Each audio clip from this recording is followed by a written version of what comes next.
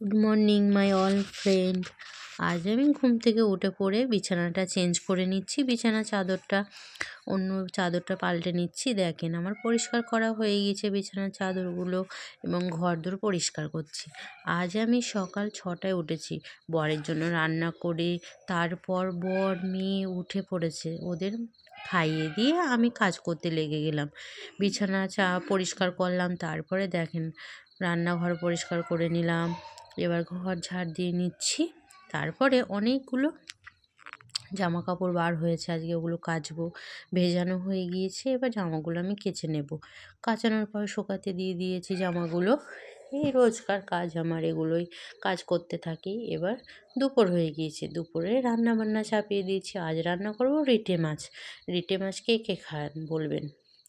রিটে মাছ রান্না করার পর আমি এখন রান্নাঘরটা পরিষ্কার করে নিচ্ছি। রোজ একই, সকালে রান্না করো, রান্নাঘর পরিষ্কার করো, দুপুরে রান্না করো, রান্নাঘর পরিষ্কার করো। আজকে আমি রান্না করেছি দেখেন হচ্ছে ফুলুরি দিয়ে আলু দিয়ে আর এই রিটে মাছ। এখন আমি আমার জন্য ভাত বেড়ে নেবো, কারণ দুপুর হয়ে গিয়েছে, আমি সকালে খাই না, তার জন্য দুপুরে খেয়ে নেব। খাওয়া দাওয়া করে ভাতটা বেড়ে নিচ্ছি, ভাতটা বেড়ে নিই, খাওয়া দাওয়া করে নিই। খাওয়া দাওয়ার পর এখন মেয়ে আমার ঘুমাচ্ছে।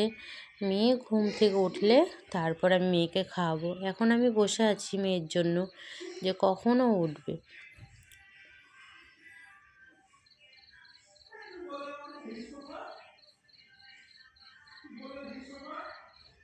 এখনও আমার কাছে আদর খাচ্ছে।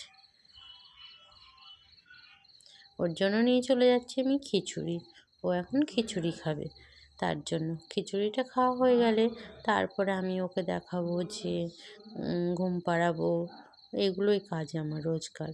এখন আমি ওকে একটু খাইয়ে দেবো, কারণ ওই আমার হাতে খায়।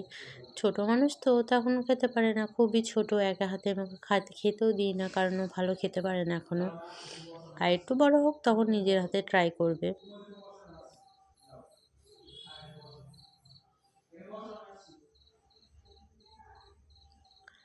আজকে বেশিরভাগ ওর খিচুড়িতে আমি সবজি দিয়ে থাকি। তো এখন খাওয়া দাওয়া কমপ্লিট হয়ে গিয়েছে, ও এখন দেখেন কি করছে। বাই।